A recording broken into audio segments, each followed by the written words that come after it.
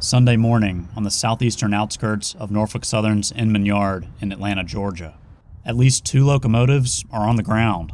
It's unclear exactly when all this happened, but it was likely on the night of January 4th or the morning of January 5th, 2020.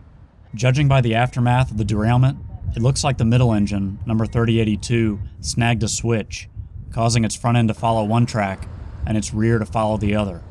The engine behind it, number 3331, also derailed. In addition to jumping the tracks, the train also took out some of the rails behind it. 2 lines feeding the busy yard were now blocked, and crews needed to free things up. A blocked line could mean lost revenue for the railroad. So, with the damage surveyed and the clock ticking, the cavalry was called in.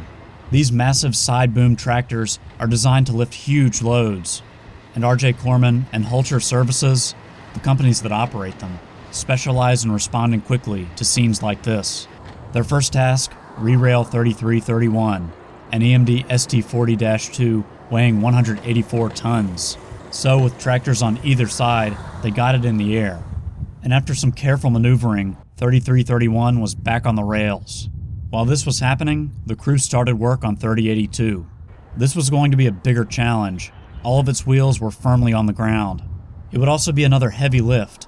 3082 is an EMD GP40-2 weighing in at 125 tons.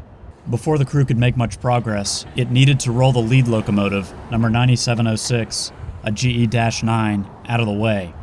From this angle, it's hard to tell if 9706 was also derailed.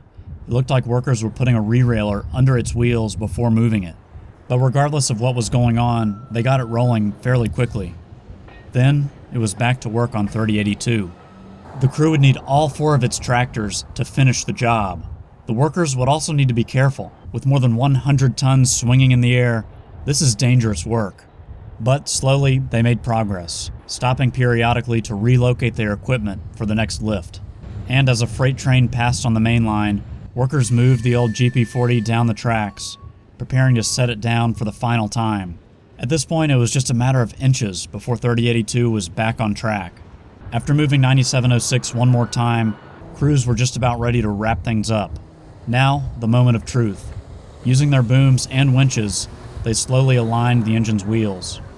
And just like that, 3082 was re-railed.